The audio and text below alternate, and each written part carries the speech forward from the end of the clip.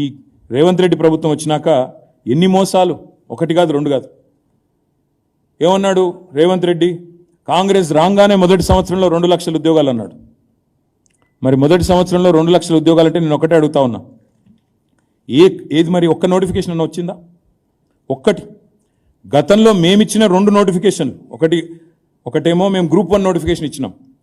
ఇస్తే ఎంత గొప్పవాడు ఈ ప్రభుత్వం, ఈ రేవంత్ రెడ్డి అంటే, ఈ కాంగ్రెస్ ప్రభుత్వం ఎంత గొప్పదంటే, ఆనాడు మేము 503 పోస్టులతో గ్రూప్ 1 నోటిఫికేషన్ ఇచ్చినాం. ఇస్తే దాన్ని రద్దు చేసిండు రాగానే. మేము పోనీ ఇంకొక 2,000 పోస్టులు లేకపోతే ఇంకో 500 పోస్టులు యాడ్ చేస్తాడేమో అనుకున్నాం. ఏం చేసిండు ఈయన? 60 పోస్టులు యాడ్ చేసిండు. 503కు 60 కలిపి అది నోటిఫికేషన్ ఇచ్చి, నేను నోటిఫికేషన్ ఇచ్చిన గ్రూప్ 1 అంటే మేము ఇచ్చిన దానికి కలిపింది ఒక 60 పోస్టులు. రెండోది, బీఆర్ఎస్ ప్రభుత్వం ఉన్నప్పుడు మేము ఆల్రెడీ డిఎస్సి ద్వారా 20,000 పైచిలకు రిక్రూట్మెంట్, 28,534 పోస్టులు మేము రిక్రూట్మెంట్ చేసినాం. ఈయనప్పుడు లొలిపెట్టిండు రేవంత్ రెడ్డి. ఏమన్నాడు? మెగా డిఎస్సి వేస్తా.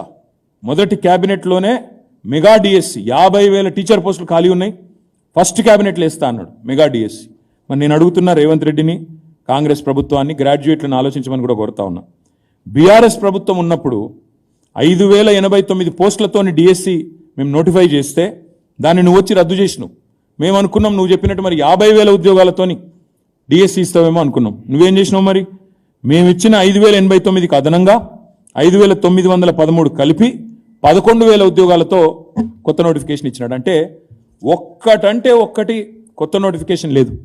2 మేమిచ్చిన నోటిఫికేషన్లను రద్దు చేసి వాటికి ఇంకొన్ని కలిపి కొన్ని కొసిరి అది మళ్ళీ కొత్తగా ఇచ్చింది తప్ప ఏ ఒక్క నోటిఫికేషన్ కూడా రేవంత్ రెడ్డి వచ్చినాక ఇవ్వలేదు.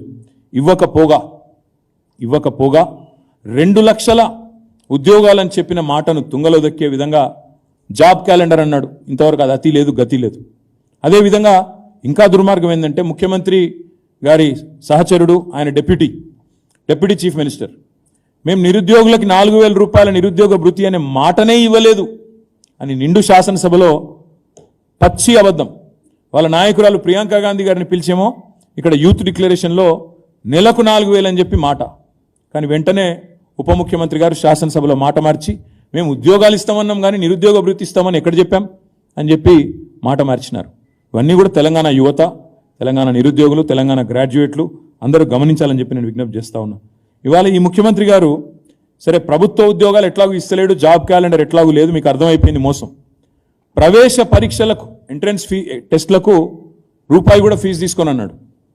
మరి కేసీఆర్ గారు ఉన్నప్పుడు టీచర్ ఎలిజిబిలిటీ టెస్ట్ ఫీజు 400 రూపాయలు ఉండేది. రేవంత్ రెడ్డి గారు చెప్పినారు నేను ₹1 కూడా తీసుకోను, 0 ఫీజు అన్నాడు. కానీ ఆయన వచ్చినాక టెట్ ఫీజుని 400 ఉన్నదాన్ని 2,000 చేసినాడు. ఇది వాస్తవం. అంటే చెప్పేది ఒకటి, చేసేది ఒకటి.